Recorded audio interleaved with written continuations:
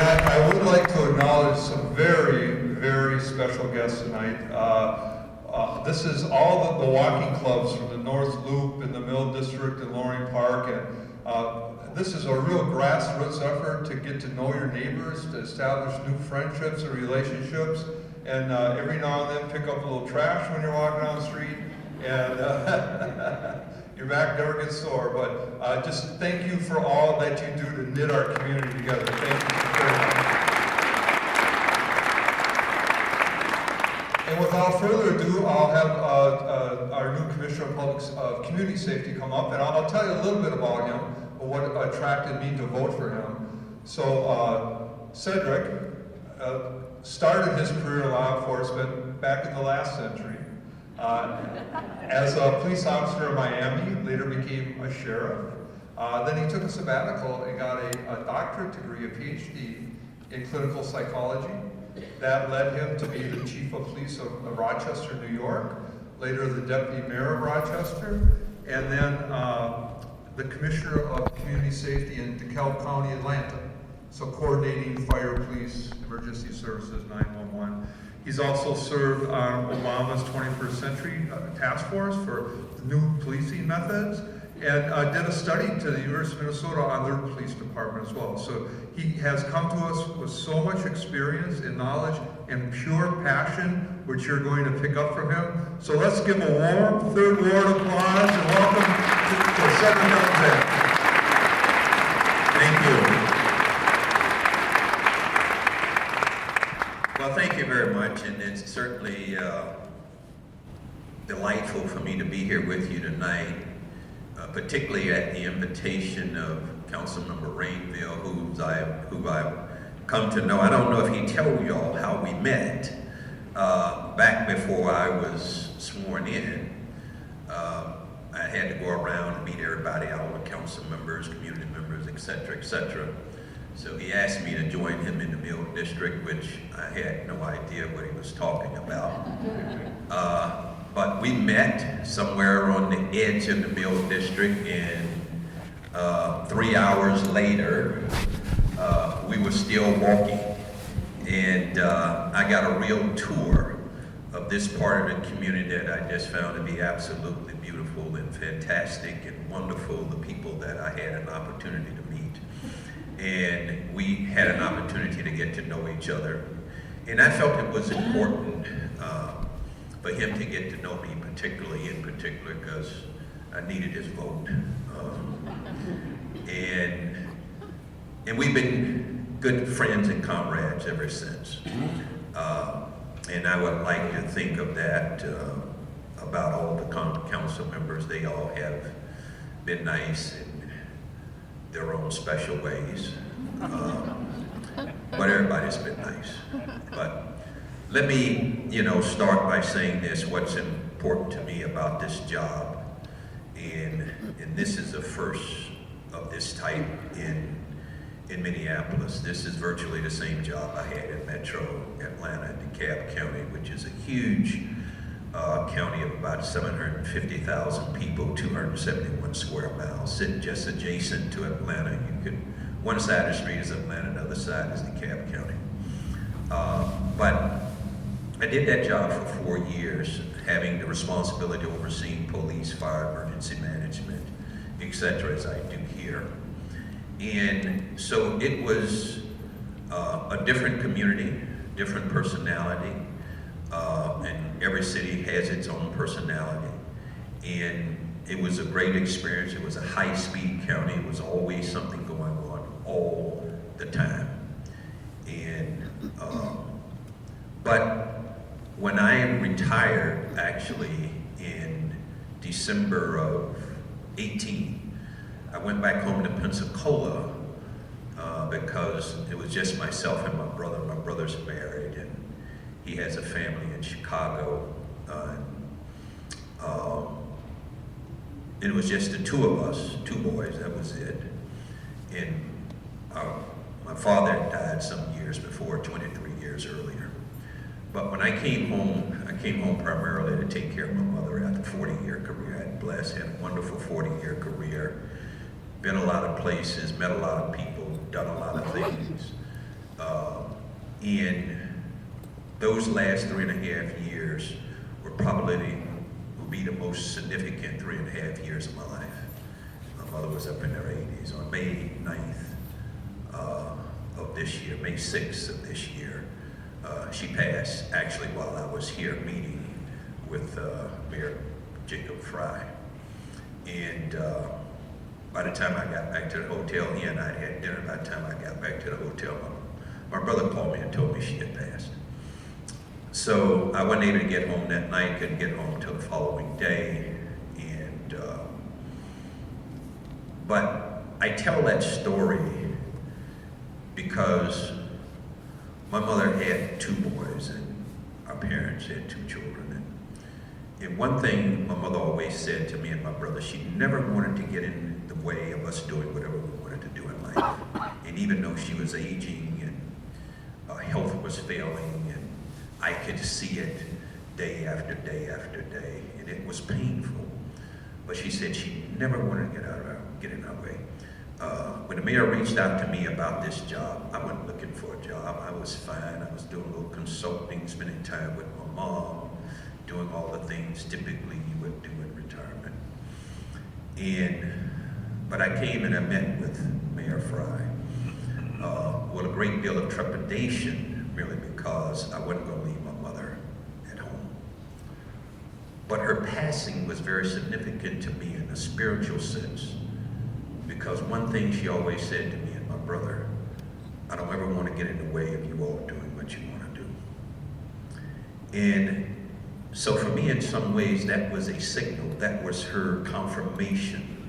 If that's where you want to go, go. We hadn't even had the conversation about it. But if that's what you want to do, that's what you do. And that's what I did. And that's how I got here. That is the story. That is the behind-the-scenes story of how I got here. And I don't regret one day of being here. And I certainly see the same significant challenges that you're seeing around public safety. And my goal, as I've said very early on, when I took this position, I was going to do everything that I could humanly possibly do to help make this city one of the safest cities in the country. And I think we have the potential to do it. But we cannot give up on ourselves. And I said this last night to 300 or 400 downtown business owners, is that is how we defined ourselves is who we're going to be. And part of that for me, when I came here visiting, and even initially, I used to have people tell me, hey, good luck, hope it works out for you. And you come to save us? And no, I'm not Batman. I can't save anybody. I can do the best I can with all of us working together, right? But I was really disturbed by the language when people used to use, why are you coming here? What do you want to come to Minneapolis for? Nobody wants to come into the city. Nobody shouldn't come into the city. When I heard that, that just resonated so negatively with me.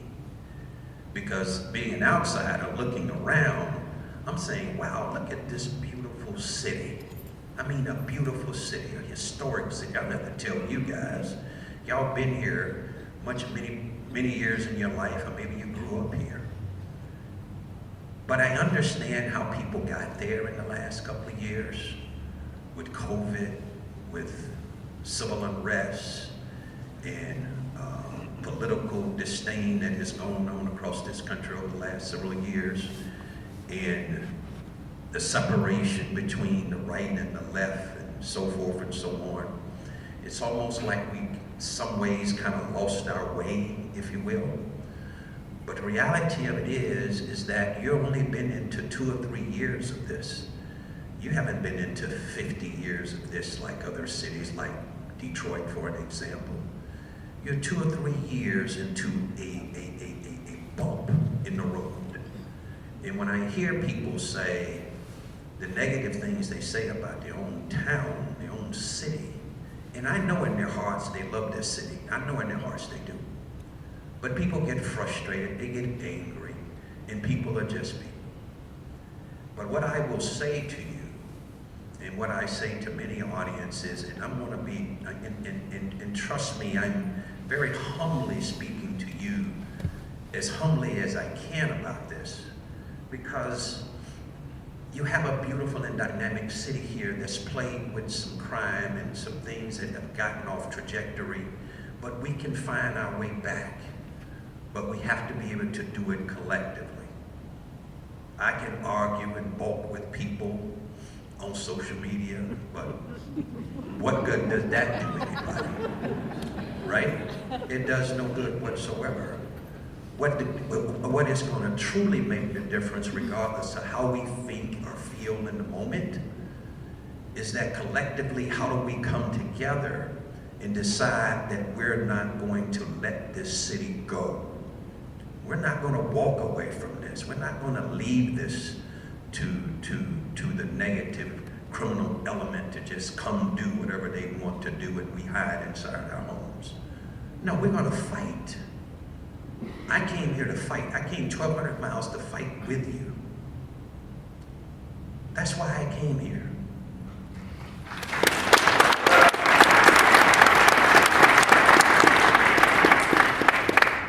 And I just ask that you stay in this fight, because I know you did, but I ask that you stay in this fight, because this is a fight that we're in.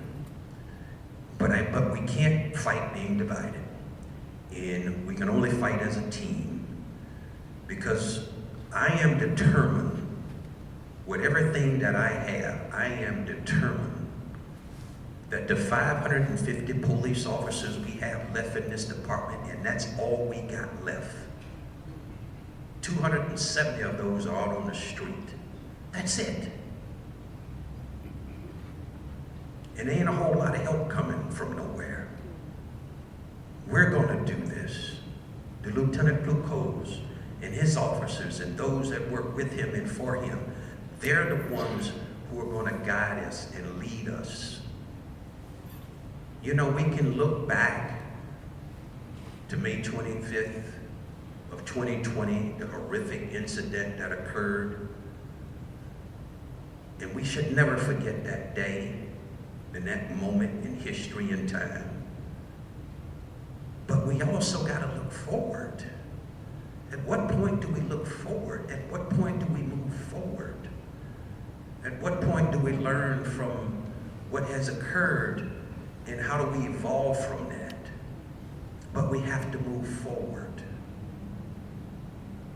And I understand the anger and the frustration and the distrust and those things that still exist in this community. I acknowledge they still exist.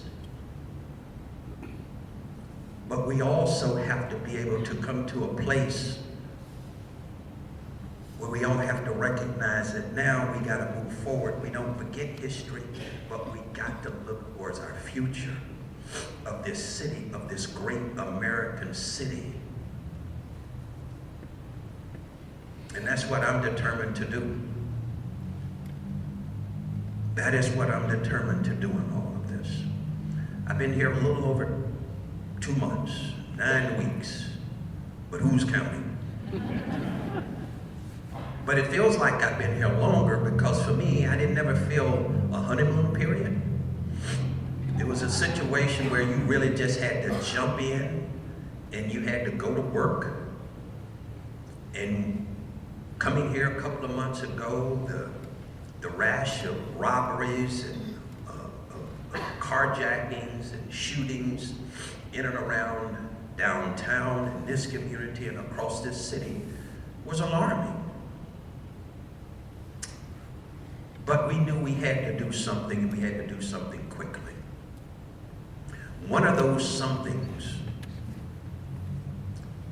is Operation Endeavor. But let me tell you a little something about Operation Endeavor. I knew as public safety director, I knew as public safety commissioner in this city, I had the responsibility to act and act quickly. I didn't ask anybody's opinion. I didn't ask anybody's idea. I leaned on experience and my trust in Almighty God to deliver something to this community. It helped slow this violence down. In the past couple of weeks, 3 weeks, you've seen Operation Endeavor, the work that is being done across this city. There's men and women that we have, and we don't have a lot, but how we made decisions and sacrifice to change some schedules, to add some additional time to their schedules, to be able to be supportive of them. They're downtown every day. They're in North Minneapolis every day. They're in South Minneapolis every day, and all points in between. Do we have all the corners covered that we would like to? No. But we're seeing a significant difference that we're making in the short period of time that this operation has been employed. But this operation is not just about how many people we can put in jail, how much dope we can take off the street, or how many guns we can recover. And we do a lot of that. Every day we do a lot of it. But it's the spirit of this operation that's important to me. In the spirit in this operation are the men and women who do this job, the police officers that are out there every day who are doing this job. And they're motivated, they're enthused, they're rejuvenated, they're energized. They have a mission, they have a focus. But more importantly than anything else, for the first time in a long time, they have people who are coming up to them and telling them, thank you for what you're doing. Thank you for being downtown. Thank you for being in North Minneapolis. Thank you for being across this, being out here on our streets for us every day. They're fighting for us. They're tired. They're frustrated too. But they fight for us every day. And people will say, oh, Dr. Alexander, you only say that because you're pro-police. You don't have anything to do with being pro-police. It's about being right. And right is right. We support those that support us. Do we have a police department that's still in a place that still has to gain the trust of many people across this community? Yes. Yes, they do. And they're working hard and diligently every day to do that, because it's 3 things that I left them with.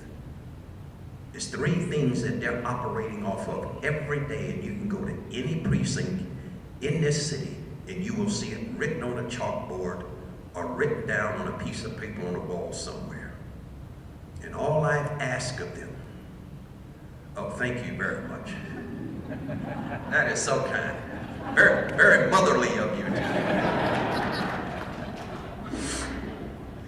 But and those 3 things are simply this. I said to them, be constitutional in everything that you do out there on those streets. Remember the oath that we took to serve everyone equally under the U.S. Constitution. Remember that, basic and fundamental to municipal policing in this country.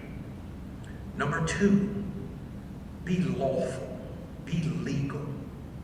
The best example that we can set, or the best example that they can set as sworn personnel, is to be able to role model what we want everyone else to do and be, legally.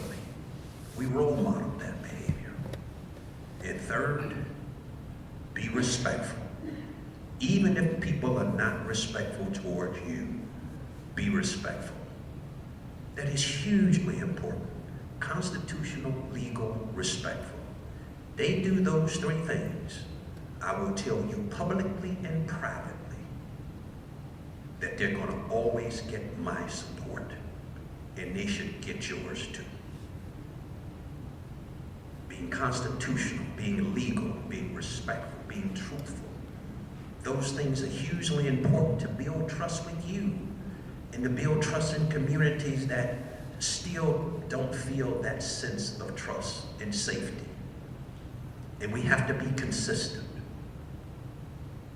But the flip side of that if they egregiously go out of bounds,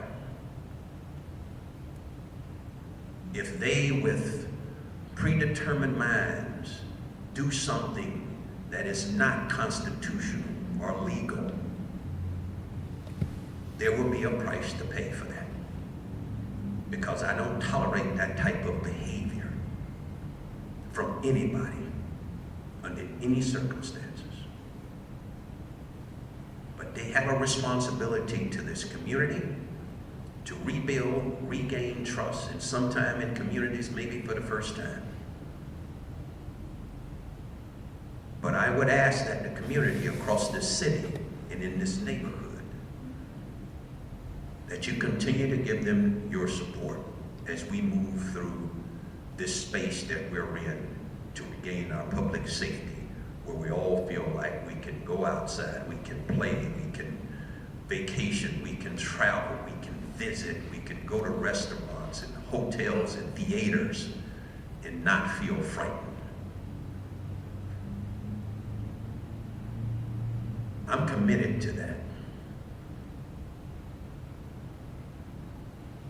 You have my commitment for that from day one, and I don't need to sell you anything here. And for all the naysayers around this $300,000 salary I keep hearing about, I didn't come here for money. I didn't come here for a salary. I didn't come here for benefits. I'm 67, I get Medicare.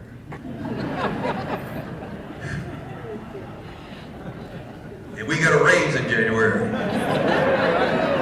Now there's something to clap about.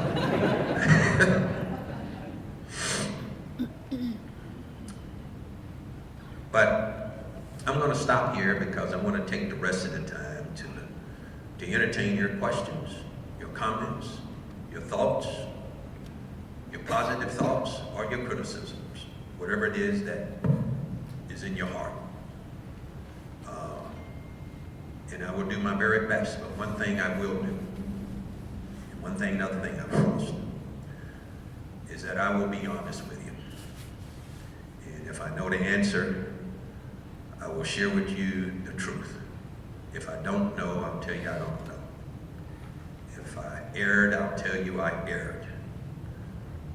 But if I believe strongly in something, I will maintain my position. And that's who I am, that is my character, and that's what my parents raised me to be, and that's what I'm going to be with whatever time I got left on this earth. And the road up ahead is much shorter than the road behind. Yes? Raise your hand, and we'll have someone with the mic up in the blue shirt, Joe. And just let everyone know I have to hang on to the microphone for security reasons, so, you know, that's the rule. Okay. Hello, Dr. Alexander. My name is Angela Williams. I've met you before. So I wanted to, hello everybody. I just wanted to ask about the agenda for public safety. Besides parking cars on the corners or whatever, I want to know what is the agenda? What is the schedule for neighborhoods? Are there groups that you're working with right now that have an agenda to be out, to be visible, to be seen? I just want to know how the communities are being monitored for safety. Yes, ma'am. Thank you. Thank you very much. That's a good question. As you all know, and I hate by stating this because you've heard it so many times, but truth is the truth. Following the civil unrest in this city, you lost about 250, 300 officers at one time. That's huge. That is a huge number that you lost. You lost 40%, 30, 40% roughly of your police department. The 550 officers that are left, the 270 officers that are out on the street every day is far below the number certainly that we would like to see. Because we want to see more cars in neighborhoods, Ms. Williams. We want to see them out of their vehicles more often, all across this city. And there may have been a time, and not too long ago, that was the case.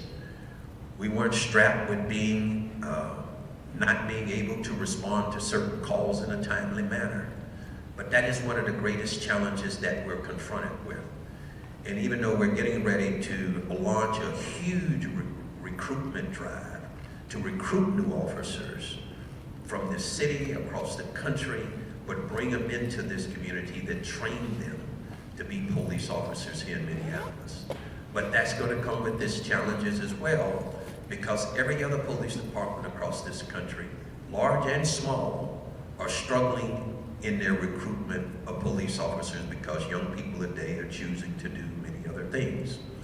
But it doesn't mean we can't recruit, it just means that we got to be more creative in our recruitment process. So the more officers we have, there's more that we can put on our streets.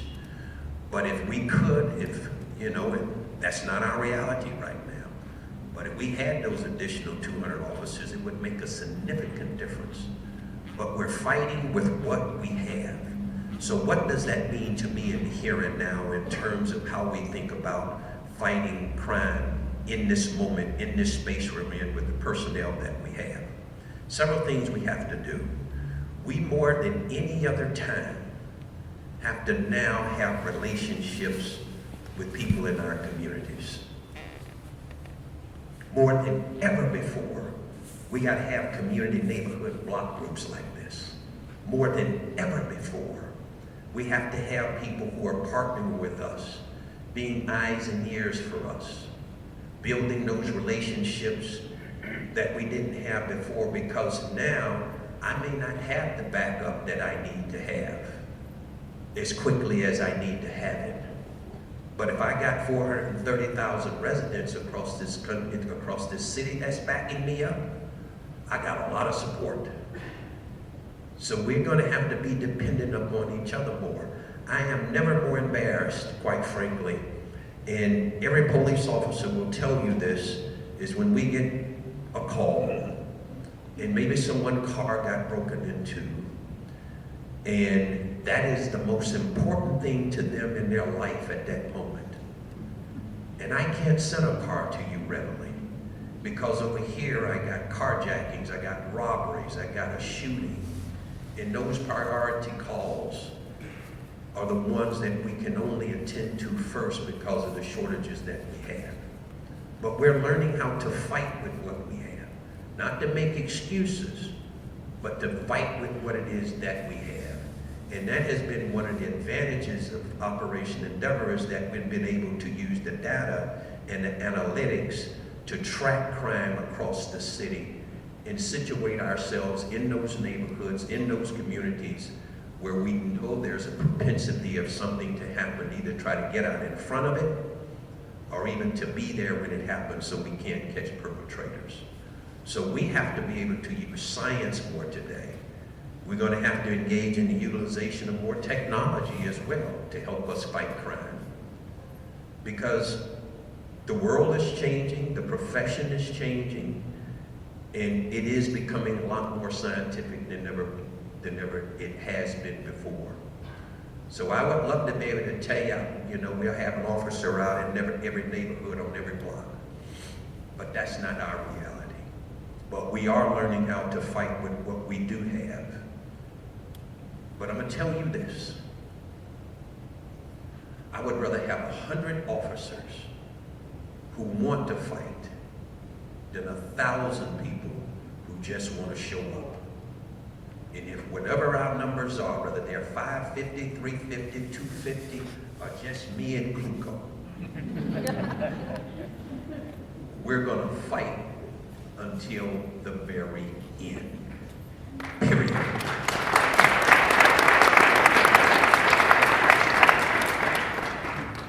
My name's Pat Dawson. First, thanks for coming to Minneapolis, and thanks for coming here tonight.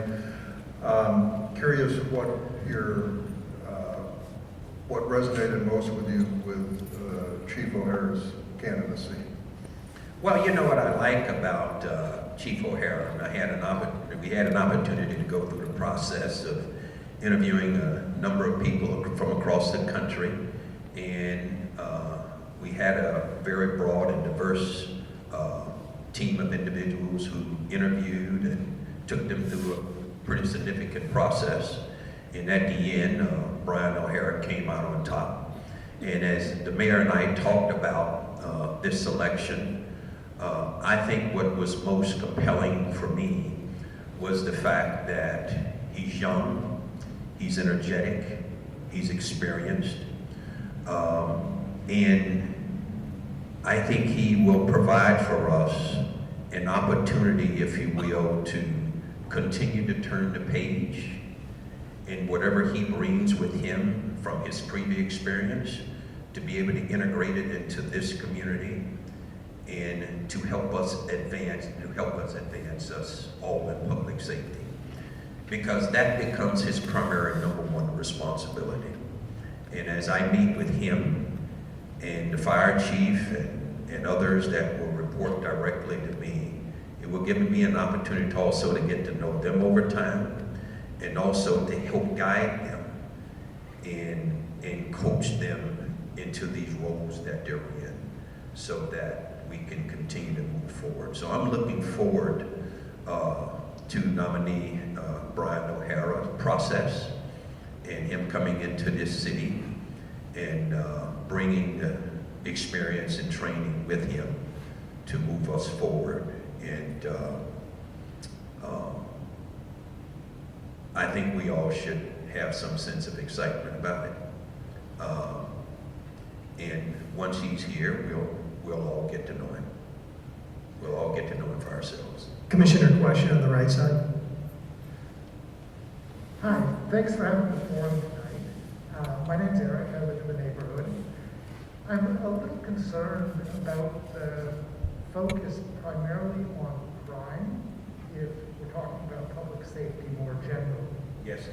and the different threats to safety, the sorts of things that make people secure in their livelihood, how they have a place in the city, a place to sleep, a place to eat food, a place to avoid being hit by automobiles. I'm also a little concerned about the language that you've used about fighting. Fighting has a winner, it has a loser, it makes an us, it makes a them.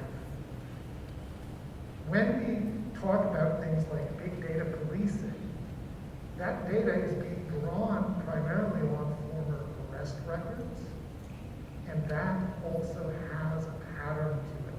Who shows up, who is connected. Finally, well, I know that we should have police who follow the Constitution, who follow the law, and who are respectful.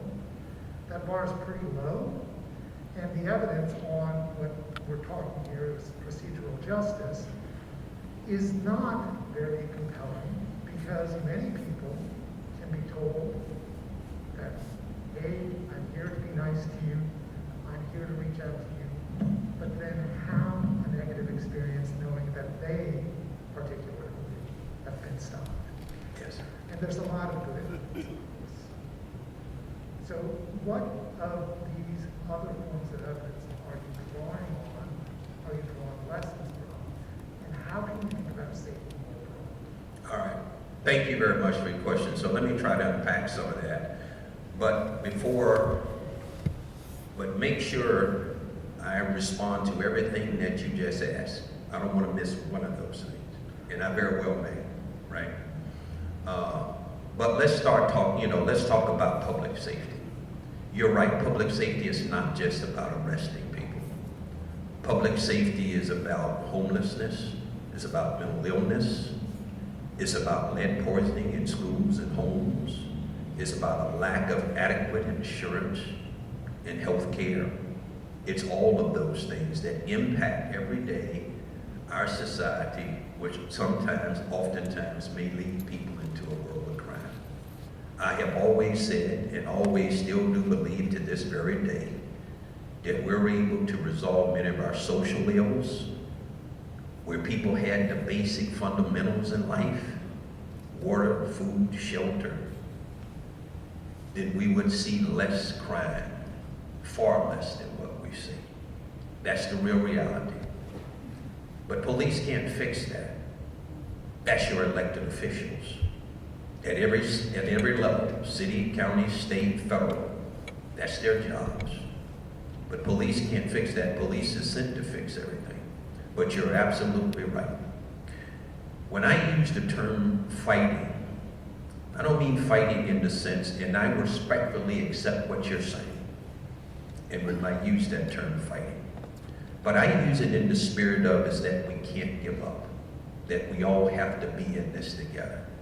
Not in the sense that we have to be punching each other in the face, but fighting in the sense that we never give up. We hang together, we hang tight, we move through this together.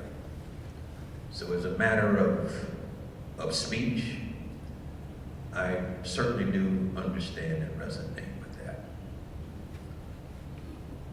What else did you ask me? Procedural justice. Let's stop right there.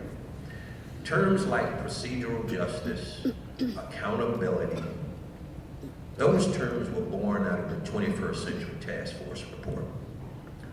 Obama, through executive action, appointed me and 10 other people across this country to develop a document following the death of Michael Brown in August of 2014. In December of 2014, I was asked by the White House, along with 10 other people, to create a document for the President of the United States at that time that would help build relationships between police and community. We were given 60 days by President Obama at that time to pull the document together. We had all the technical support that you could ever imagine from the White House. Just following the first of the year, January 2nd, we hit the road, we hit the highway. We went to a number of cities across this country, interviewed people from academia, from human rights, from civil rights, from every conceivable institution. There were representatives who had an opportunity to speak to and talk about how do we advance policing in this country. On March 2nd of 2015, we delivered that document to then President Barack Obama. And to our surprise, he had read that document the night before, because when he walked in that room, he opened up that document and he talked about it like he knew it page by page. Procedural justice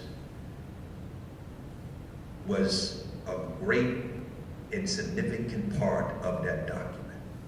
Terms like procedural justice, accountability, all those terms grew out of that document itself. And I can proudly say I was one of those many authors, one of those 11 authors who helped create that document. So I understand the importance of feeling like you're being heard and understood, and the people that are presenting themselves as law enforcement officials have the authority to do so, and you feel comfortable that they're hearing and understanding your voice and hearing your voice. But I oftentimes say to the police departments across the country, it's not just the procedural justice that is allowed into the community, but how we treat our officers inside our agencies is also how they want to treat people outside. And that becomes hugely important in all of this.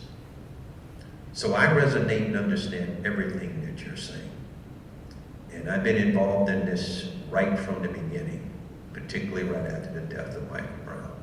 I understand the distrust that people still have in this community towards police. I understand the history that a lot of this started long before George Floyd. I understand that many departments across this country are struggling still to build relationships. And I can understand why many people in this community are still very angry with the police department. But I still have to ask that at some point, for us to move forward, we have to be able to listen to each other and to be able to feel each other's pain and understand each other where they are. And I'm going to take that word fight out of my language. I'm going to replace it with something. because it was never meant in the spirit of fighting with you. It was really meant in the spirit of us all standing together and not giving up. So I really do appreciate that feedback, sir. I think we got one up there, Commissioner. Joe, let's go over here first. We'll set it. Hey, boss. Phil Hoggy, Headland Mill District. Would you discuss and compare the role of the Guardian Angels in New York City with other block groups? No.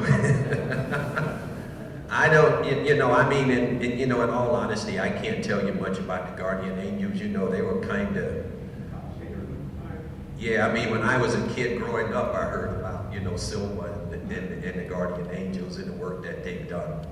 So in no kind of way do I want to, diminish their work because they've been around for a very, very long time. And they've done significant work there in New York City.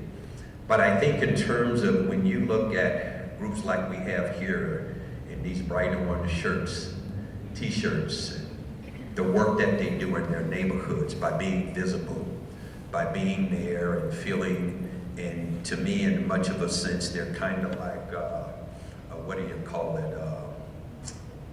I'm sorry? Ambassadors, that's the word I was looking for. Ambassadors in their community. They're visible, they're hopeful, and it gives people a sense of security that others are watching. And I think, as we transition to, through time, if we go back to the Guardian Angels 40, 45 years ago, when New York City was struggling with a great deal of crime, it was a different time, Guardian Angels would chase down the bad guys on the street, arrest them, and all that kind of stuff. I don't think any of these people here are gonna do any of that. But at least I would encourage you not to. But I certainly, that's all I can tell you about them. I really don't know much about them, but I think the work that Sliwa and his folks have attempted to do and still talk about today has been very significant and has been of value to the city of New York over time. Yes, sir. Joe, Oh, sorry. Yeah, that was first. Nice to meet you, sir. I do appreciate that you are a doctor of psychology. I like that you are a stats and a facts-driven person. Since the death of George Floyd, we have seen our police budget increase with calls on the council had talks of defunding the police. The budget has gone up. We have seen more crime since. As an average citizen, how should we feel about us spending more on our police and feeling less safe? Yeah, that's, I understand the perception of that question. I certainly do. I have been saying for some time, and there even is some data out there, that depending on what city you're in, and I'm not talking specific here to Minneapolis now because I can't give you any stats on that, having more police may not necessarily equate into more safety. It's depending on how you utilize the personnel that you do have. You follow what I'm saying? It's how you utilize that personnel. You can have 1,000 officers, more than adequate enough in any city USA, but it doesn't necessarily mean that the crime is going to be lessened, right? In theory, we would like to think that. But I think what we're learning, and certainly what I've been learning over the last few years particularly, is the quality of the officers that you have and the quality of the supervision in which they work up under. So that means one of the most important things we have to do, whether we have few officers or whether we have a lot of officers, is that they all have to be managed. They all have to be supervised. We all have to be very clear using the latest technology and science that we have to make sure that we deploy those officers in places where they need to be deployed. But if you go back to the gentleman in the back who talked about this is not just about crime, he's right.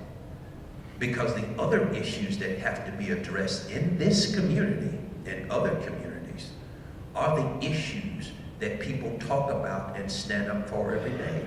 How do we address the issues about this mental health issues we have in this community, and people not having adequate care, the homelessness situation in this community, and the rising health care in any community USA, and people not having adequate health care, right?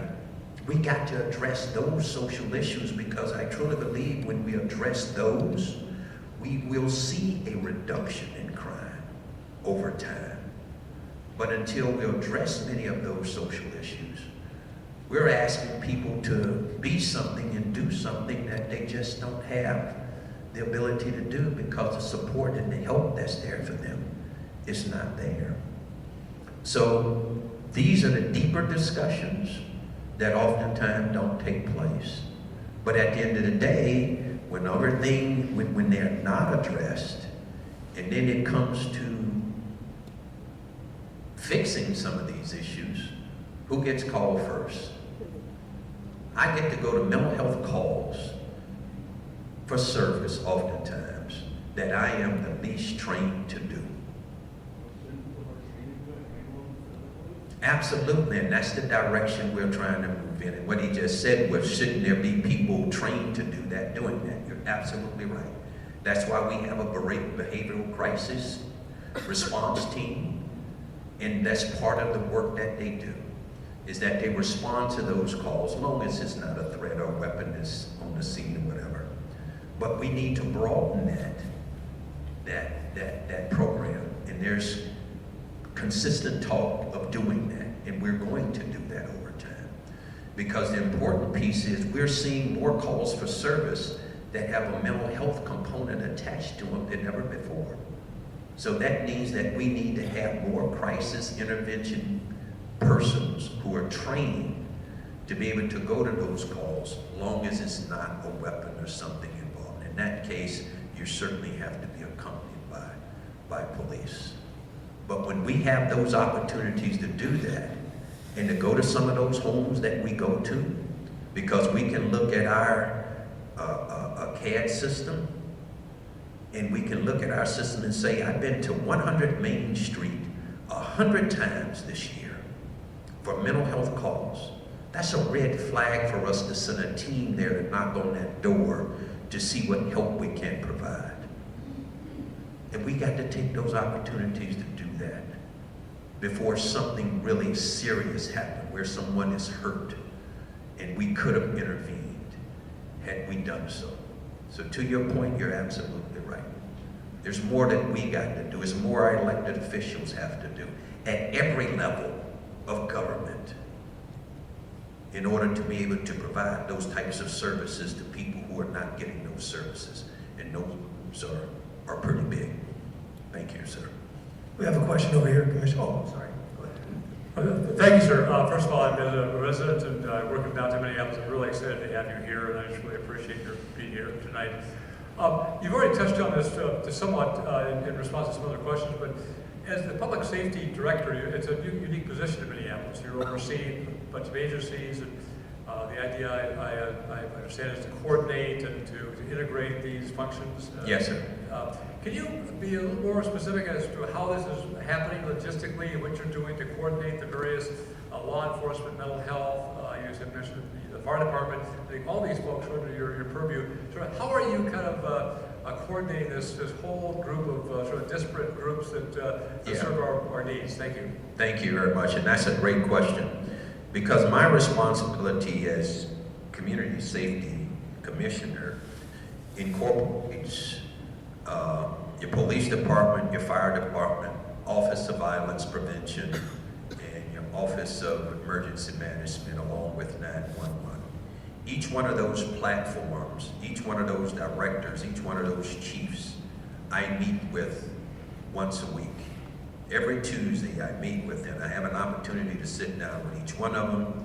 Each one of them briefs me in terms of where they are in their departments, what are their challenges, the things they're confronted with, things that we can work on. If one particular any one of those particular platforms have a problem, let's say for an example that comes up, you as a director, or you as a chief, don't have to just try to find resolve for yourself. There are other directors and department heads that we can share information and share resources if necessary in order to do so. That's just within my 5 platforms. Because I might say, you know what? We need to bring in the director of public works to address issues out here on the street in the Mill District, right? Because we see a public safety issue, but I need to incorporate public works to help us with it. Or we may see issues in our communities where there needs to, yes, thank you, sir. Yes, but different issues in our communities, thank you, sir, that needs to be addressed. And so instead of me just operating in a vacuum or a silo by myself, I have the support of all these other public safety entities that can be helpful to us. For an example, in the Office of Violence Prevention, we have violence interrupters. So our police department may move into certain parts of communities, and it may be value to them to have these violent interrupters to go out ahead of them, to help talk to and mitigate situations before they become really problematic. So we share information, we share resources, and we bring in whoever else we need to bring in from the city to be part of that operation. That's the whole idea around putting all these different platforms under one umbrella. And it's quite frankly, it's working very well for us. And there are going to be crisis moments that we're going to have, sir. And it's in those crisis moments that we're really going to understand the interdependence we need to have upon each other in each of these platforms and throughout the government, and throughout city government. But in addition to that, we also have supports from our county and state and federal partners as well too. And it's just like in Operation Endeavor, that is just not police that's involved in that. That's our federal government, our FBI, our DEA, our ATF.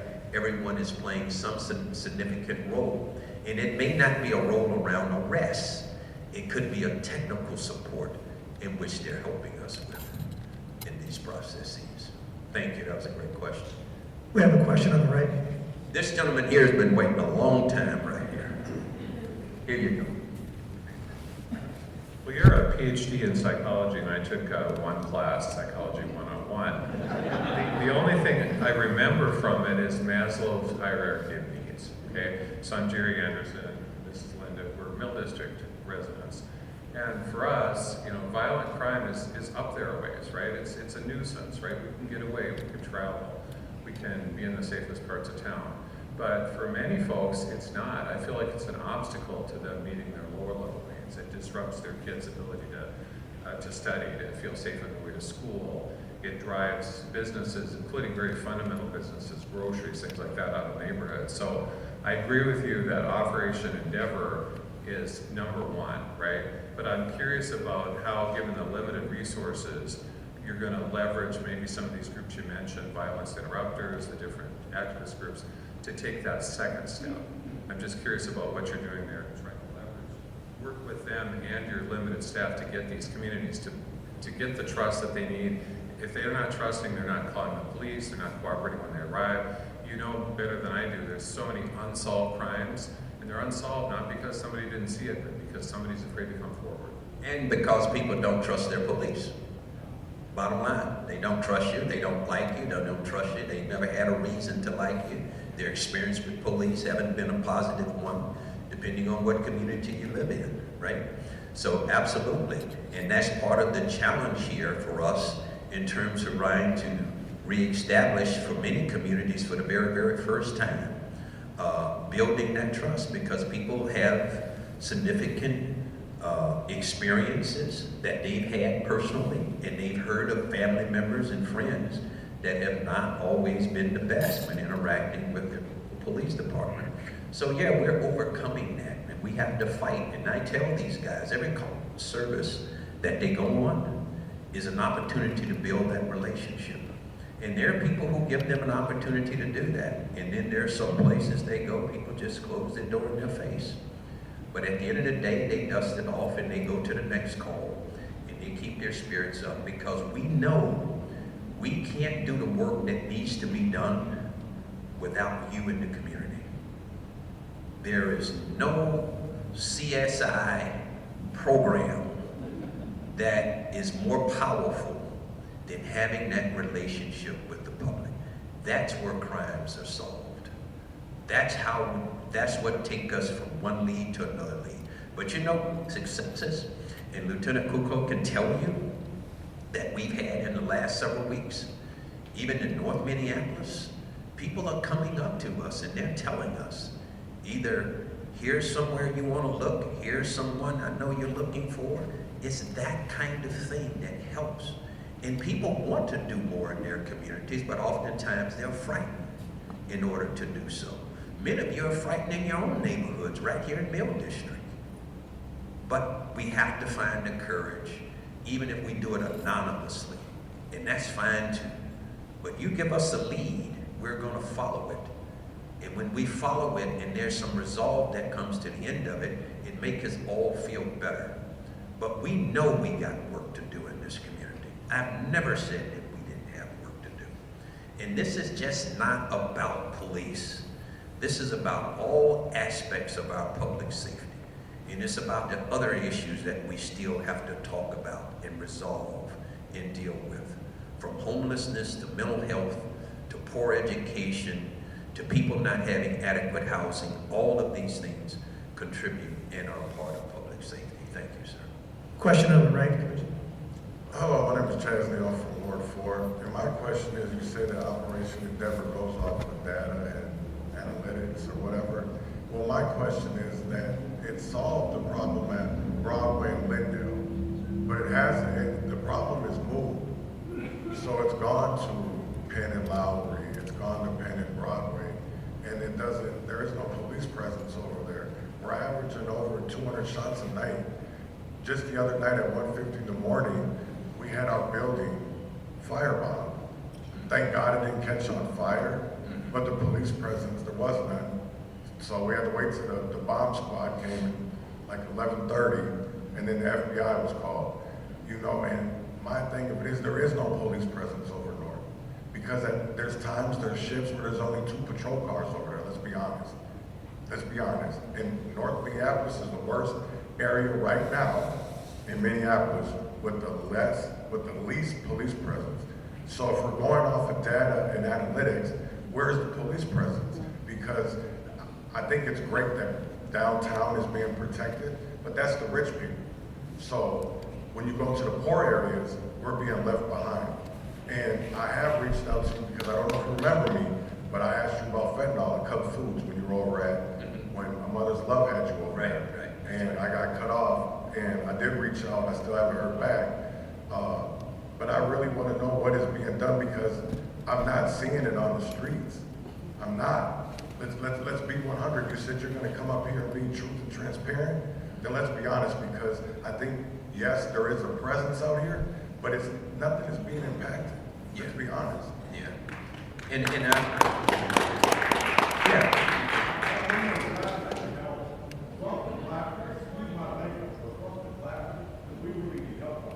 Yeah.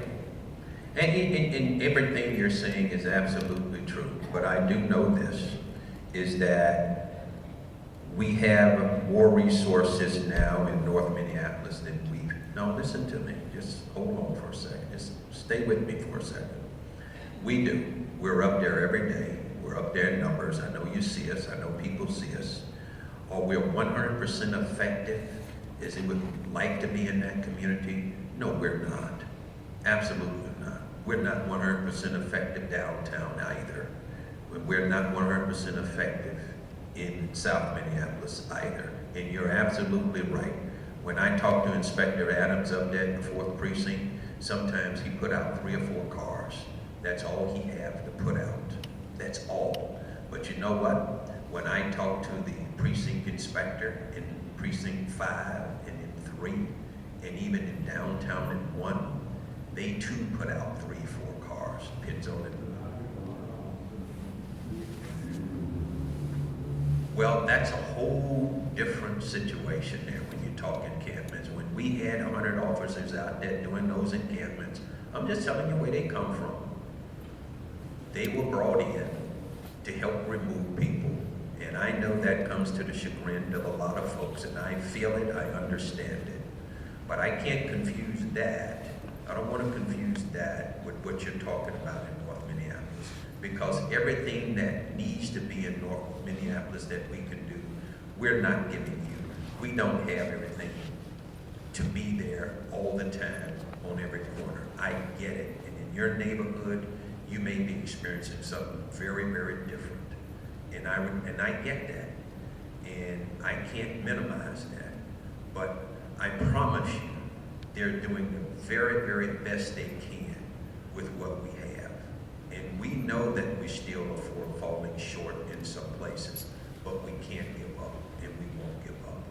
And I just ask that you don't give up on us either.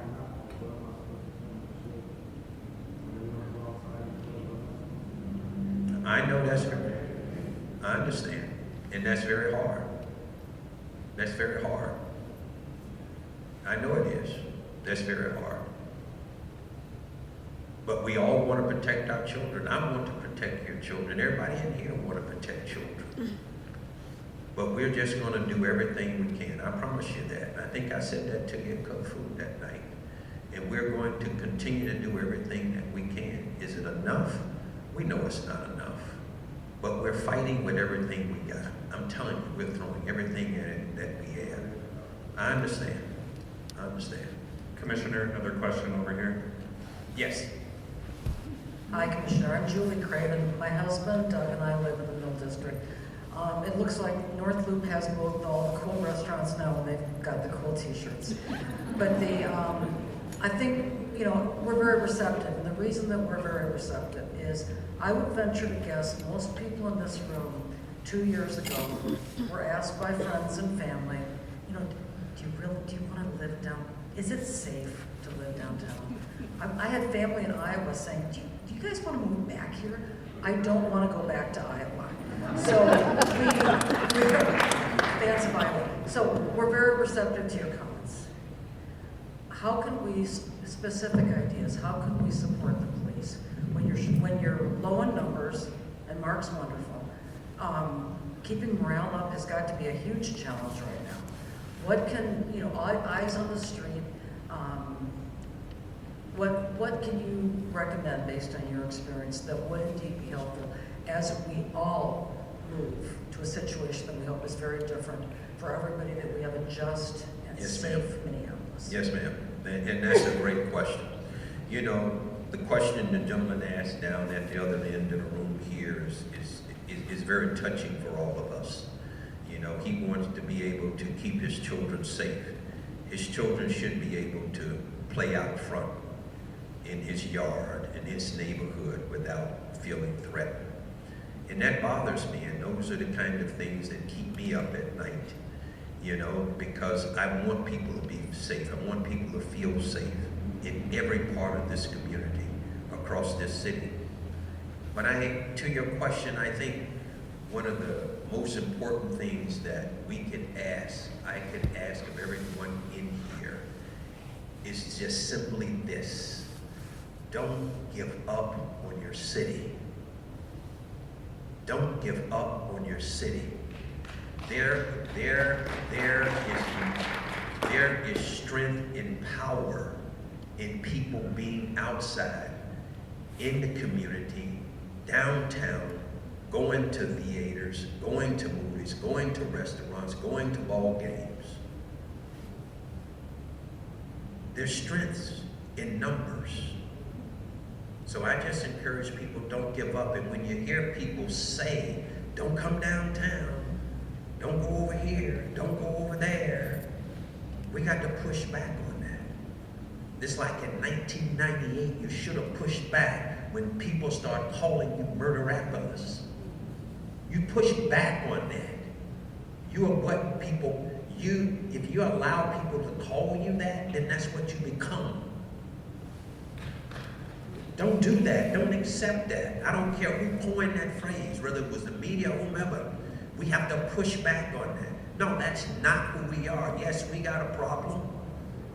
We're going to solve it.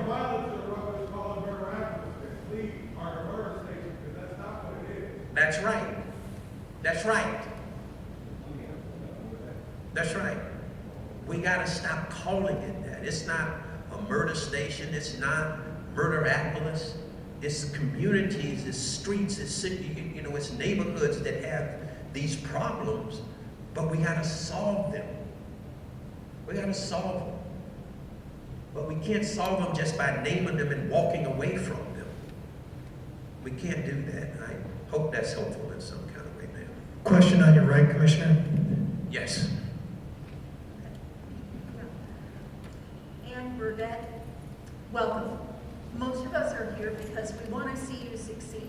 Because when you succeed, then we do too. You said that you're driven by data, and I think that's good. But what you do based on that data is only going to be as good as the quality of the data that you've got. Yes, ma'am. And a lot of us have felt for the last couple of years that, you know, it's kind of a provocative word, but there has been a fair amount of gaslighting here, where people's experience in their neighborhoods, people's experience on their streets has been discounted in the name of optimism. So I got two questions for you. Have baselines been identified against which the progress of Endeavor and other initiatives are going to be measured? And when and how can we expect reporting, plain, simple, transparent reporting to the public measured against those baselines, so we know what's going on? Yes, ma'am. And we can't play games with one another. Yes, ma'am. Neither of us. Right. Right. Right. Because one thing I don't want to embarrass myself by doing is this. Is coming here saying something to you that I know is not true. I just want to embarrass myself that way. Right? We're going to have data that's going to be released at the end of the month. And it is going to be based on the baseline of previous data that we have in place in terms of where the city was. Now, I already know the accuracy of that I can't account for because I don't know. Yes, ma'am.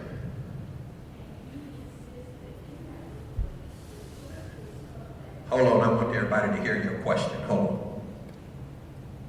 When that report comes out with whatever data you've got, good data, bad data, or indifferent, can you assure us that included in that report will be where that data came from? Who gave you that data? Okay. I can do that. Yeah, we can tell you where it come from and how it was collected and how it was reviewed. Yes, we can. Right, because there need to be some confidence there, is what I hear you say. Yes, ma'am, we can do that. Another question right here. Hi, my name is Harmony. I live at the Towers. I've been downtown for 30 years. I have a simple question for you and for the officers. My family are medical staff. As such, they are required to live within a certain distance from the hospitals that they have privileges at, so that they can get there in X amount of time in an emergency. Yes, Have you given some thought to asking officers to live, for example, in North Minneapolis more, or to live more downtown, or to live more in South Minneapolis, or that way people will see that they're there? Hopefully, again, this isn't maybe going to necessarily immediately alleviate things, but how do you feel about having officers live more in the communities that they are actually working in? Yes, ma'am. Great question. And that's a question oftentimes that get asked. And I don't want to get out too far ahead of my skis on your answer on this, but I'm currently in the process now of having some conversations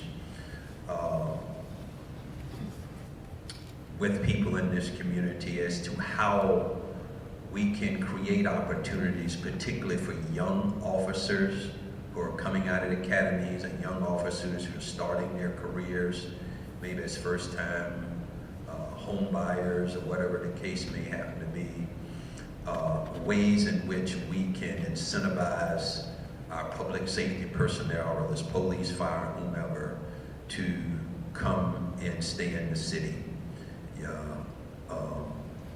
So we're talking about those things because I think that is important for them to be able to have an opportunity to do so. But many cities across the country where officers don't really make a whole lot of money, they're not starving, but they're not making a whole lot of money. To live in the city or live downtown oftentimes can be pretty pricey, for young men and women, whether they're firefighters or 911 operators or police officers or whatever. But I'm beginning to have some initial stage conversations around that as to how we get people to move into various parts of our communities, not just downtown, but in North Minneapolis, South Minneapolis, wherever. So we're going to work on that, but that's a great question. Thank you. Question in the back, Commissioner. Oh, okay, great. Hi, hello, my name is Erica, and it's probably more of a comment or a response as I've been listening to the discussion and also observing. I really appreciate your sentiments about language and words, because our words create our worlds. More specifically, when you talked about Murderapolis, I've lived here now for 6 years, and I'm an expat. There are some of you that are a transplant. There are some of you that have probably been in the room that are as well. And I've never been so proud to live in a city that is a pretty underrated city.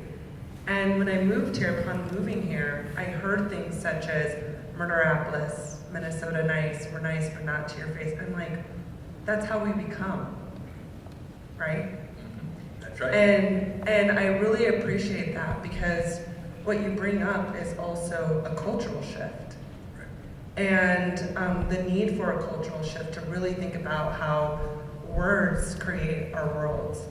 And this summer, over the last couple of summers in downtown, it was Downtown is Dangerous. And when I looked at around, it makes me actually pretty emotional talking about it.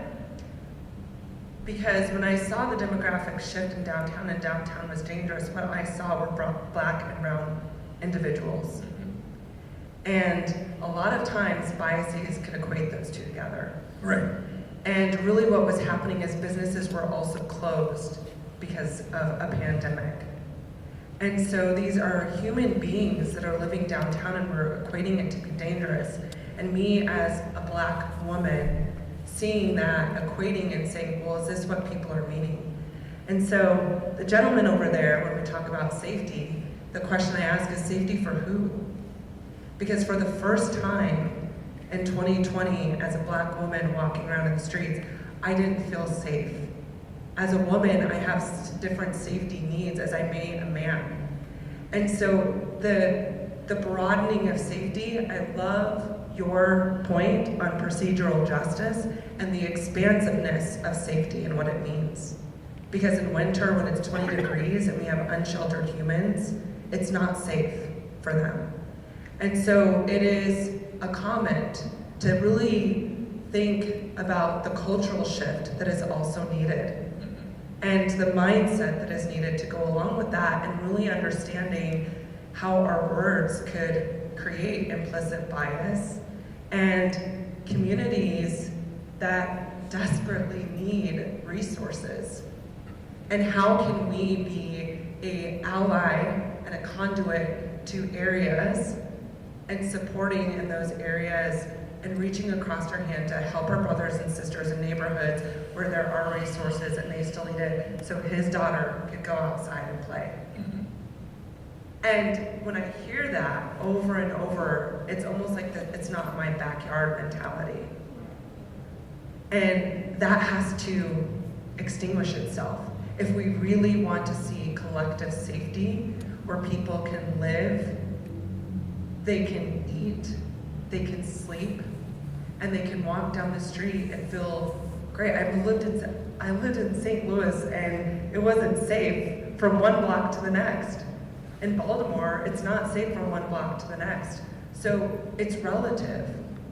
And we have to think about our words safe as well, because our words can also create a lot of harm. So I really appreciate that you bring that forward, and it's something that I'm taking away. And I really acknowledge you two for bringing that up, because it's a really good point. And so we could have all the data in the room, and that's quantitative data. Also, what about the qualitative data as well? Thank you very much. Thank you. Another question over here, Commissioner. Hi, I'm Joanne. I live in the North Loop. Changing directions a little bit. Uh-oh.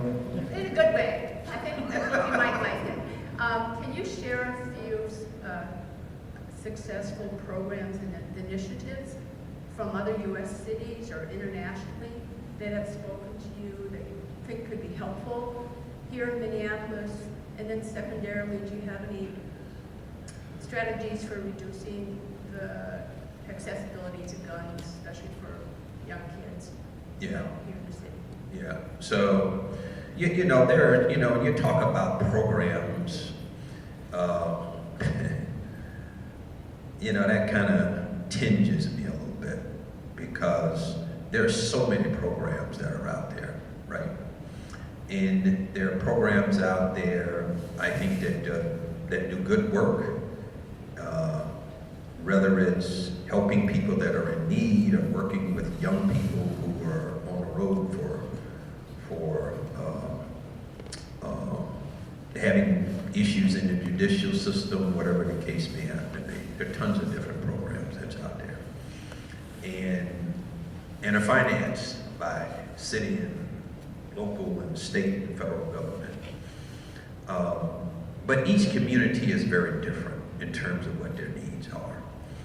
And here in Minneapolis, particularly post George Floyd, there has certainly been a lot of need and attention drawn to many communities, particularly communities of color. And particularly for some of the same things that you heard this woman just speak to. And we have to have programs, regardless of what they are, we got to be able to measure the success of those programs, right? We got to be able to show that they some kind of way was functional and that they help people, and gives us reason to continue to fund them so that they can be successful in helping people, whatever the case may happen to be. But I think that, and always have said, every community is very, very different in terms of what its needs are. And this is a wealthy state. This is a healthy, financially healthy state, healthy city. But there's still people in this community who are homeless, who do struggle with mental illness, who are on trajectories for a history of crime, which will negate any possibility for them one day to secure proper housing or a job. And we as a society, and I think we as a city and as a community, all have a responsibility to do whatever we can to help other fellow human beings who may not be in the same position that you're in or I'm in.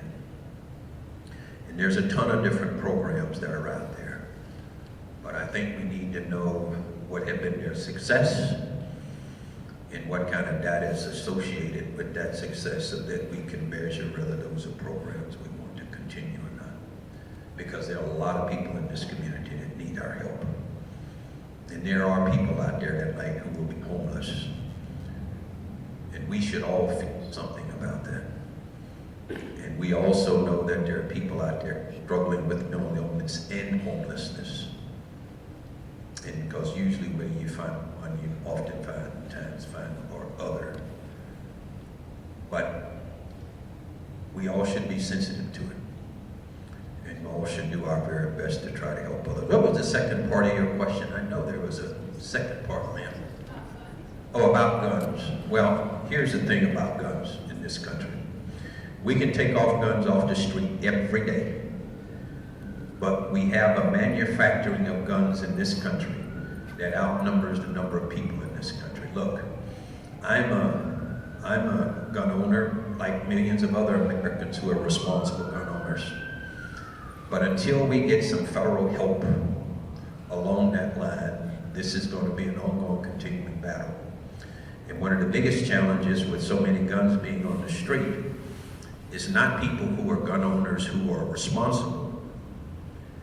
It is the fact that over 50% of the guns in this country that are used in crimes are guns that are stolen from homes and cars.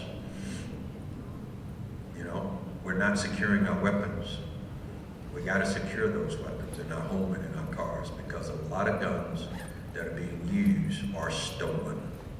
And then there's guns, of course, that are being transported into this country from many other states that have very relaxed gun laws, like Alabama, Georgia, Mississippi, and other states.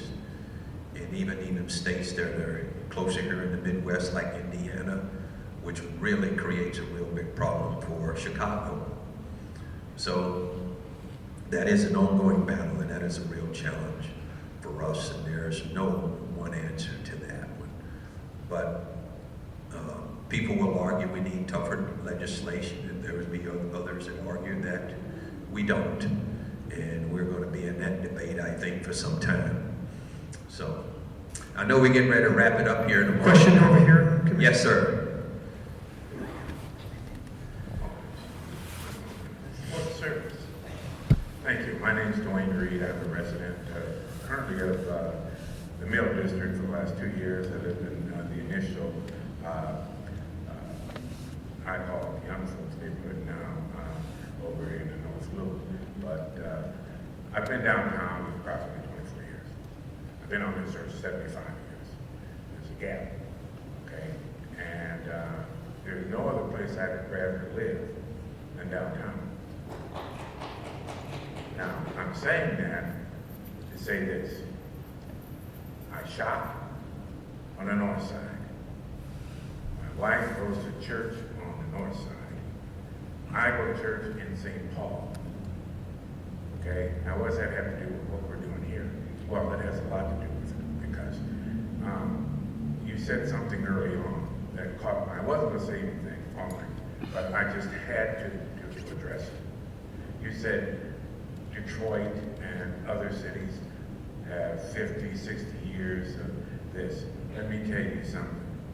I'm a native of St. Paul, and for over 70 years, we've had systemic things going on in our metropolitan community. And I'm sorry, folks, let's not sweep that up under the rug. We go around the edges. But someone mentioned the disparity. We're the number one. We rank number one in disparity in education. Number one. We might be rich, some of us, but I applaud you for being transparent and open to hear. And I would say to you and to the councilman, watch your words. Because I listen to everyone's words. And I applaud you to come and try to tackle this situation we have. I've been to Jackson, Mississippi. I've been to Baltimore, Maryland. I've been to New Orleans and D.C. in the last 2 weeks. They all got the same problems. Let's not get ourselves. That's true. That's very true. Proportionately, Minneapolis is no different than any place else. We have different ways of solving our problems. And right. Our accountability, as you say, is to our politicians and our elected officials. So I applaud people coming out for their neighborhood. It's my neighborhood also. Thank you, sir. One more question. Thank you. One more over here, the last one of the night. Kelsey McDonald. I've lived in the Mill District about just about 15 years. Used to take public transit a lot, but I have to say in the last few years I've felt more uncomfortable doing that, and so I'm wondering how you interface with Metro Transit. We're a supporter of them. As you well know, Metro Transit has a department, and they manage, they manage Minnesota law under their authority there with us. So that's not our primary function, but we work very closely with them. We're very closely partnered with them. And it's interesting you bring that up. I was in a meeting with them yesterday, another community meeting, and they too talked about the same challenges that they have, many of which we have also.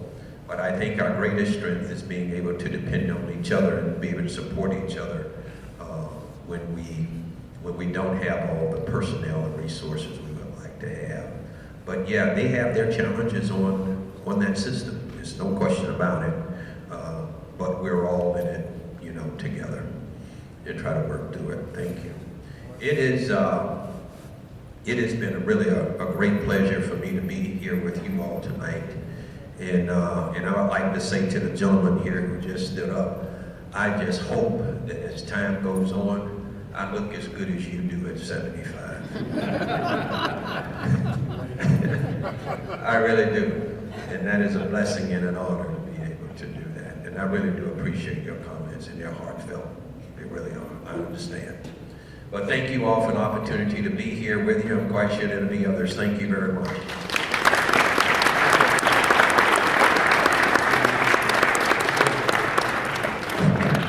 Good night, everybody. Thanks for coming. If you haven't signed up for my newsletter, go to my website and sign up. Thanks.